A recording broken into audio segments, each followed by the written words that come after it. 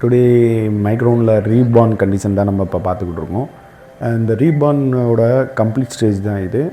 நீங்கள் மைக்ரோனில் இந்த ரீபார்ன் பற்றின டீட்டெயில் தெரியல அப்படின்னா என்னோடய சேனலுக்குள்ளே போங்க. ஷார்ட்ஸில் பார்ட் 1 பார்ட் 2 அப்லோட் பண்ணியிருக்கேன்.